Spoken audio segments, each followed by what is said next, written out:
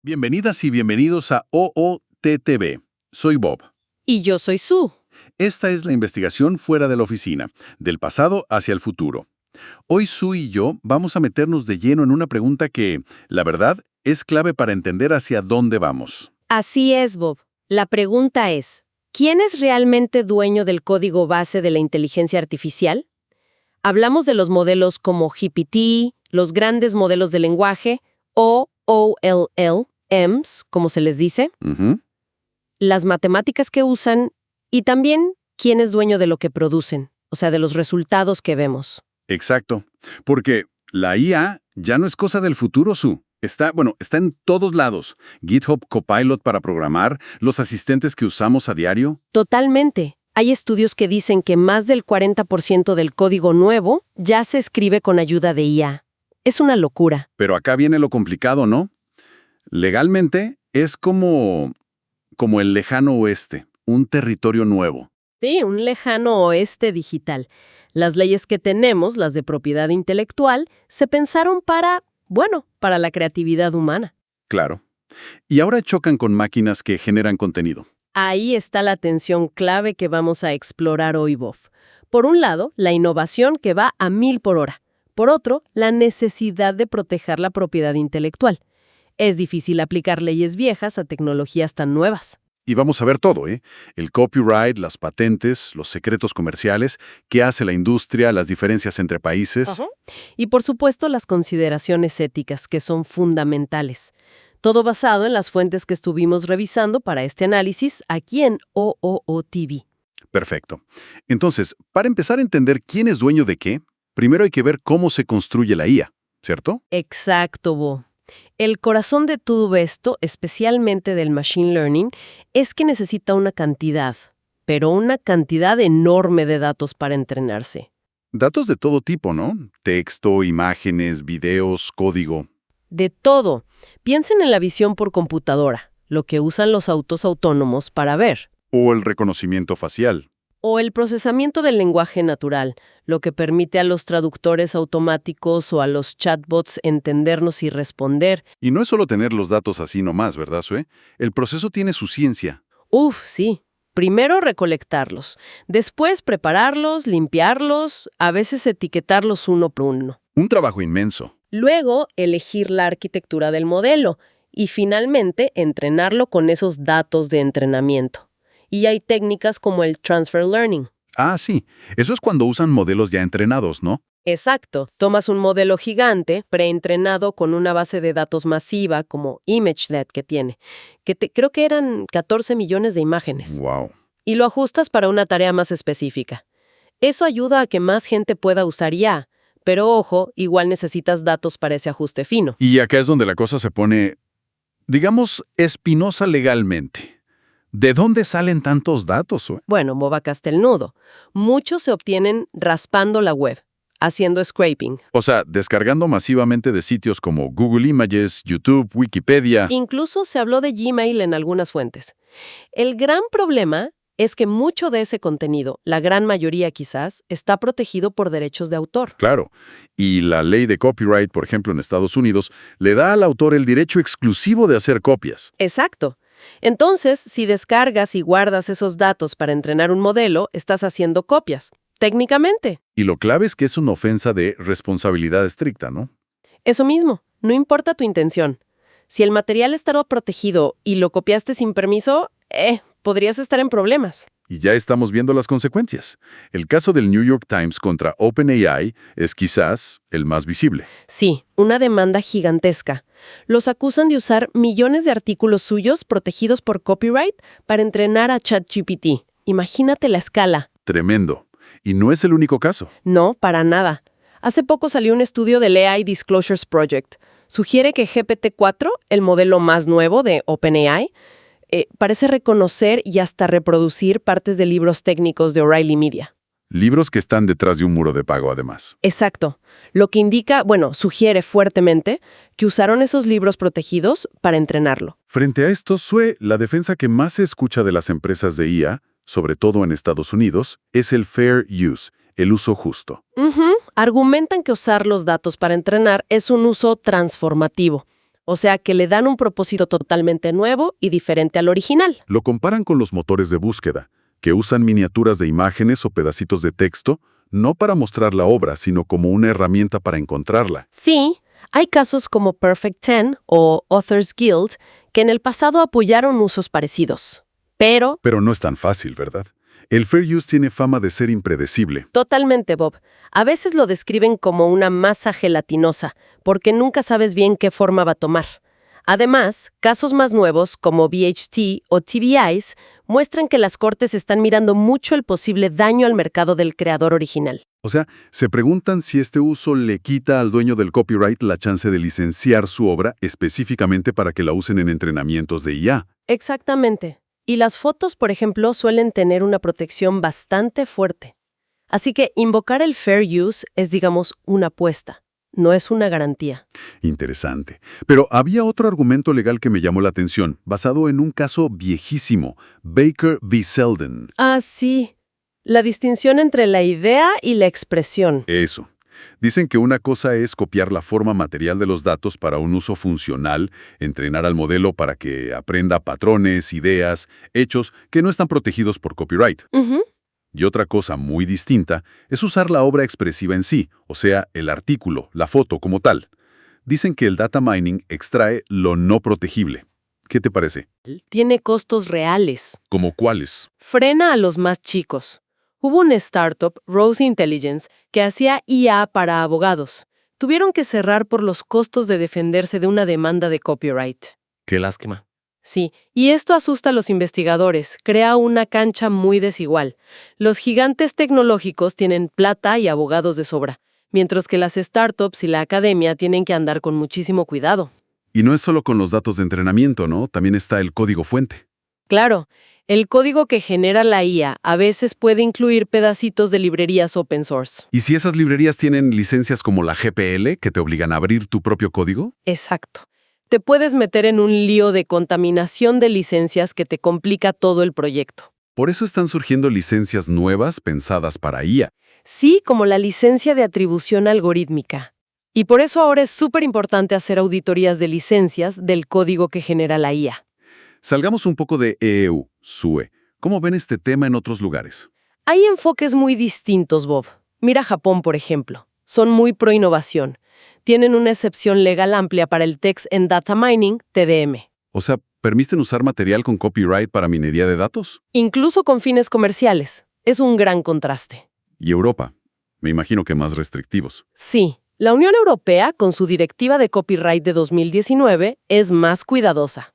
Permiten el TDM, pero, y este es un gran pero, para usos comerciales, los dueños de los derechos pueden decir no, mis obras no se usan. Es el famoso opt-out. ¿Y el Reino Unido? Ellos, ahora fuera de la UE, tienen una excepción más limitada, más enfocada en investigación no comercial. Ese sistema de opt-out de la UE suena complicado de implementar. Es una pesadilla logística, Bob. Imagínate tener que saber y respetar millones de posibles negativas individuales o por sector. No hay un sistema estándar. Genera incertidumbre, riesgo de demandas. Es un equilibrio muy difícil de lograr. You're listening to OOT TV with research by author Paul Bulow. Bueno, Bob, ya hablamos bastante de la materia prima, ¿no? Los datos, el código, las licencias, el input. Sí, la entrada. Ahora viene la otra parte, que quizás es todavía más enredada. El output. Lo que la IA crea. Exacto. Y acá entramos de cabeza al dilema de la autoría. ¿Quién es dueño de lo que la IA crea? El gran tema. Porque nuestras leyes de propiedad intelectual, como decíamos, parten de la base de que hay un autor humano, un creador, un inventor, de carne y hueso. ¿Puede una máquina ser autora? ¿Un algoritmo ser inventor? Esa es la pregunta del millón. ¿Y qué dice la ley hoy por hoy? Al menos en Estados Unidos. Por ahora, la Oficina de Copyright, la USOC y la de Patentes, PTO, son bastante firmes. No registran obras ni conceden patentes si fueron generadas solo por una IA. Necesitan un humano involucrado. Exacto, una autoría humana significativa. Por eso le dijeron que no a Stephen Thaler, que quería registrar obras y patentes poniendo a su IA, Davus, como la creadora. Recuerdo ese caso. ¿Y qué pasó con las imágenes de Midjourney? Hubo un caso con una novela gráfica, ¿no? Sí, el de Zarya of the Dawn de Cristina Kashtanova. La Yusako dijo, ok, el texto y la composición general de la novela son tuyos, Cristina. Los registramos. Pero las imágenes individuales, creadas con Midjourney, esas no. ¿Por qué no? Si ella dio las instrucciones, los prompts. Porque según la Yusko, Midjourney generaba las imágenes de forma muy impredecible. Ella no tenía suficiente control creativo sobre el resultado final de cada imagen como para ser considerada la autora de esas imágenes específicas. El prompt solo no alcanza si la IA tiene demasiada libertad. ¡Qué sutileza! O sea, en Estados Unidos la máquina no es autora, y el usuario que solo da la idea general tampoco lo es, necesariamente. Pero dijiste que en el Reino Unido era distinto. Así es, Bob. El Reino Unido tiene una ley particular. La CDPA, sección 9.3, es para obras literarias, dramáticas, musicales o artísticas, LMDA, generadas por computadora cuando no hay autor humano. ¿Y quién es el autor entonces, según esa ley? La ley dice que es la persona por quien se toman las disposiciones necesarias para la creación de la obra. Suena un poco vago eso de las disposiciones necesarias. Lo es, y la protección dura menos, 50 años no más, y sin derechos morales. Pero además, plantea una duda. ¿Cómo puede ser original una obra sin autor humano si la originalidad viene de la impronta personal? La ley parece darlo por hecho, pero es raro. Y en la práctica, ¿quién es esa persona? ¿El programador? ¿El usuario? No está claro. Mucha incertidumbre ahí también. Volviendo a lo general entonces, ¿cuándo sí podemos decir que hay un autor humano, aunque usemos IA? La clave parece ser el nivel de control y el aporte creativo del humano. Bob, pensemos en dos roles, el desarrollador y el usuario. A ver, el desarrollador. Su trabajo al crear la IA, elegir los datos, ajustar todo, fue tan original y decisivo para el resultado específico que él es el autor. Quizás en IA muy específicas, sí, pero en modelos gigantes como ChatGPT, la conexión entre el diseño original y un texto que sale meses después es muy lejana. Es difícil decir que el programador es el autor del output. Entendido. ¿Y el usuario? ¿El que escribe el prompt? A cada línea es finísima, Bob. Una cosa es un prompt general, una idea. Dibuja un gato. Eso no tiene copyright. Claro. Otra cosa es si das una instrucción súper detallada. La composición, el estilo, los colores, qué hace el gato, todo. Eso define la expresión final. Depende de cuánto control real tenés y cuán predecible es la IA. Y acá las cortes no se ponen de acuerdo. Hay casos contradictorios. Sí, la USCO dice que Midjourney es impredecible, pero una corte en China, en Beijing, dijo que un usuario que usó Stable Diffusion muchas veces, ajustando los prompts hasta lograr exactamente la imagen que quería, sí era el autor. El debate está al rojo vivo. ¿Y la idea de que sean coautores, el desarrollador y el usuario? Suena lógico, pero en la práctica es muy difícil, Bob.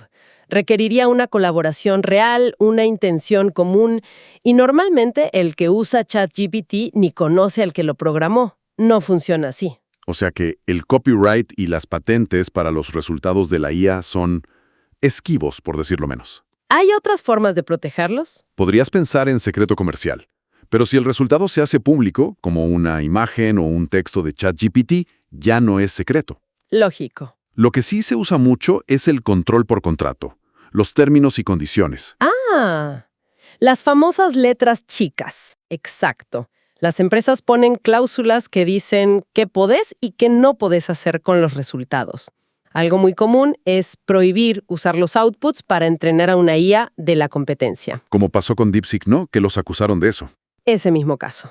Pero ojo, esto es derecho contractual, un acuerdo entre vos y la empresa. No significa que la empresa tenga un derecho de propiedad intelectual sobre el resultado en sí. Es una limitación de uso. Hablemos un poquito más de esa técnica que se mencionó, la destilación. ¿Qué onda con eso, Sue? La destilación es súper interesante, Bob, y está generando mucho movimiento. Básicamente es usar los resultados de un modelo grande y caro, como GPT-4, como si fueran datos para entrenar un modelo más chiquito, más barato y más especializado. Como usar las respuestas de ChatGPT para enseñar a otro modelo. Algo así. A DeepSeek lo acusaron de eso. Y unos investigadores de Berkeley mostraron que podían crear un modelo bastante bueno para razonar, llamado SkyT1, gastando solo $450, usando resultados de ChatGPT. $450. Nada que ver con los miles de millones que cuestan los grandes. ¿Y qué significa esto? Tiene muchas implicaciones, Bob. Por un lado, puede hacer la IA más accesible, acelerar la innovación. Equipos chicos podrían competir. Suena bien. Pero, por otro lado, estás construyendo sobre el trabajo de otros, usando resultados cuya propiedad intelectual es, como mínimo, dudosa. Le quita valor a la inversión gigante que hicieron los pioneros. Es un dilema ético y de mercado enorme. You're listening to Odo TV with research by author Paul Bulow. Y todo esto, Bob, nos lleva a mirar el cuadro completo, ¿no? El impacto social, económico, incluso político. Totalmente. La preocupación por los trabajos que se pueden perder es gigante. Sam Altman de OpenAI hablando de renta básica universal. O Dario Amodei de Anthropic, prediciendo que la mitad de los trabajos básicos de oficina podrían desaparecer. Y también se habla del riesgo de la IA como arma política. Claro. Desde algunas perspectivas, esto se ve como una guerra de narrativa sobre el futuro. Unos ven ocio forzado y dependencia, otros ven la necesidad de ser eficientes y competitivos. Surgen miedos a burocracias manejadas por algoritmos, a que la IA potencie la cultura de la cancelación o la censura. Y detrás de estas visiones, Sue, están las dinámicas de poder, ¿no? Las grandes empresas tecnológicas tienen una ventaja abrumadora. Absolutamente. Tienen el talento, el poder de cómputo 29 veces más que toda la academia junta, según un estudio. Acceso a datos masivos que, como vimos, a veces se obtienen de formas dudosas. Y compran a las startups chicas antes de que les hagan sombra. Vamos hacia un monopolio. Es una preocupación muy seria, Bob, y afecta directamente la investigación. La agenda la marca la industria, todo es menos abierto, menos reproducible. Por eso se pide más colaboración, más inversión pública en IA, para equilibrar un poco. Y con el poder viene la responsabilidad. La ética, la confianza, son claves. Fundamental. Necesitamos transparencia, saber de dónde vienen los datos, cómo funcionan los modelos por dentro. Quizás con puntajes de confianza en las respuestas, ¿no? Algo así. Y proteger la privacidad, cumplir las leyes como GDPR o HIPAA, asegurar que los sistemas sean seguros, robustos contra ataques. Y siempre la supervisión humana. El human in the loop. Y hay un problema ético gigante que es el sesgo, Sue. Sí. Los modelos aprenden de los datos. Y nuestros datos están llenos de nuestros propios sesgos, raciales, de género, culturales. Y lo irónico es que si intentas usar solo datos limpios de copyright, como textos antiguos o cosas con licencias muy abiertas, puedes terminar perpetuando sesgos históricos, porque esos datos seguros quizás reflejan solo una parte de la sociedad, la que históricamente tuvo más voz, como el canon literario clásico o los editores de Wikipedia, mayormente hombres. Es un círculo vicioso terrible. Es increíblemente complejo, Sue. Volvamos entonces a la pregunta del principio, pero con todo eso en mente. ¿Quién es dueño del código base de IA? GPT, LLMs, matemáticas, ¿y quién es dueño del resultado? Mira, Bob, después de todo este análisis, la respuesta sincera tiene que ser: es un embrollo monumental y no hay una respuesta única. Nada simple. Los modelos depende de la legalidad de los datos de entrenamiento, de esa pelea entre copyright y fair use o excepciones TDM, que cambia totalmente de un país a otro. Y la propiedad del resultado depende de cuánta mano humana hubo, con reglas distintas en EE, UU, el Reino Unido y mucha incertidumbre en todos lados. La tensión es clarísima. La innovación va a 1000 por hora, con técnicas como la destilación que fuerzan los límites. Y choca de frente con un sistema de propiedad intelectual que no estaba listo para esto, y con la necesidad justa de compensar a los creadores cuyo trabajo alimenta todo. El marco legal actual hace agua por todos lados. Y esto, Bob, nos lleva a preguntas todavía más de fondo, ¿no? Preguntas que surgen de todo lo que vimos. Por ejemplo, ¿es el público la fuente de poder de la IA? ¿Los constructores? ¿Los arquitectos? Es fuerte esa idea. Pensar en cómo la IA se alimenta de todo lo que creamos y compartimos como sociedad. El lenguaje, la ciencia, el arte, el código abierto. nuestras conversaciones en Internet, nuestras propias interacciones con la IA. Totalmente. Y eso nos lleva a la siguiente pregunta, aún más radical. Si la IA se basa en lenguaje común, conocimiento público, matemáticas públicas y en un código base de fuente abierta, ¿es el público el propietario legítimo del código base de la IA? ¡Wow! Eso cuestiona de raíz que unas pocas empresas se apropien de algo construido sobre un patrimonio común gigantesco. Exacto. Y siguiendo esa línea, la población masiva, como poblaciones y usuarios de IA, ¿es dueña de sus entradas y salidas? ¿Qué valor tienen nuestros prompts, los datos que subimos, las conversaciones? ¿Deberíamos tener derechos sobre los resultados que se generan para nosotros, más allá de lo que digan los términos de servicio? Y esto nos lleva a una conclusión política muy potente que aparece en algunas fuentes.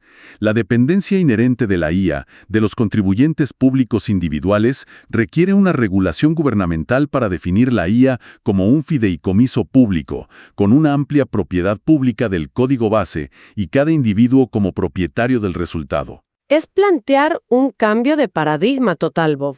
Tratar la IA no como propiedad privada, sino como un bien común, administrado para el beneficio de todos. Y va de la mano con una crítica muy dura que también resuena. La promoción por parte de la tecnología de sí mismos, como propietarios de la IA, es un fraude que debe ser regulado para proporcionar una IA pública e imparcial, gratuita y ética. Es una visión que dice, miren, dada la falta de transparencia, el uso de datos públicos y privados sin compensación clara, los riesgos de monopolio y sesgo, se necesita una intervención fuerte, una regulación que asegure que la IA sirva al interés público, no solo al beneficio de unos pocos. Un panorama realmente desafiante, Sue. Nos deja pensando muchísimo. Absolutamente, Bob. Y quizás la idea final para quienes nos escuchan en OOO o TTV es esta. Si nuestras leyes de propiedad actuales, pensadas para el creador individual humano, no encajan bien con cómo aprende la IA, de forma colectiva a partir de datos masivos, ¿no será hora de cuestionar el concepto mismo de propiedad cuando hablamos de IA? Podría haber otro enfoque, algo basado más en la administración, en la gobernanza de datos como un bien común, en una confianza pública. ¿Sería eso mejor para impulsar la innovación y a la vez la equidad en esta era de la inteligencia artificial que recién empieza? Una pregunta abierta, sin duda, para seguir explorando. Ha sido un análisis fascinante, Sue. Gracias por acompañarnos hoy aquí en OMOTO TV.